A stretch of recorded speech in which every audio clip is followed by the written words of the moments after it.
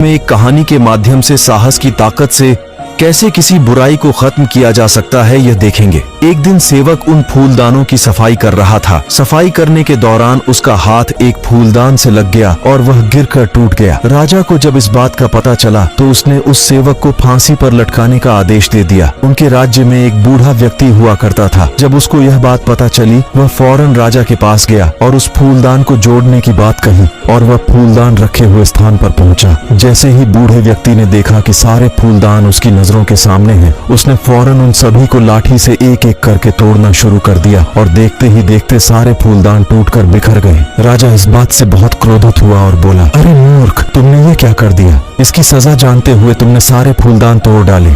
तुम्हें भी मृत्यु दंड दिया जाएगा। इस पर बूढ़े व्यक्ति ने दृढ़ता से जवाब दिया, महाराज, एक फूलदानी के पीछे आप किसी को मृत्यु दंड दे देते हैं। यदि हर फूलदानी के बदले आप हर व्यक्ति को मृत्यु दंड देंगे तो भविष्य में 29 लोगों की जान जाने की संभावना थी, क्योंकि हर फूलदान के पीछे एक व्यक्ति की जान जा सकती थी। इसलिए मैंने अपने इंसान होने का फर्ज निभाया है और आज मैंने 29 लोगों के प्राण बचाए हैं। अब आप शौक से मुझे फांसी दे सकते हैं, मुझे किसी भी तरह का दुख नहीं होगा। बूढ़े व्यक्ति के साहस ने राजा की आंखें खोल दी। राजा को अपनी गलती का एहसास हो गया और उसने उस बूढ़े व्यक्ति व उस सेवक को माफ कर दिया तथा उनसे क्षमा भी मांगी। जब हम साहस और निर्भीकता के साथ अपनी बात पर डटकर खड़े रहते हैं तो हम हर एक बुराई का अंत कर सकते हैं। इसके लिए जरूरी है कि हम साहसी बने। कुछ गलत होते देखें तो चुप न बैठें।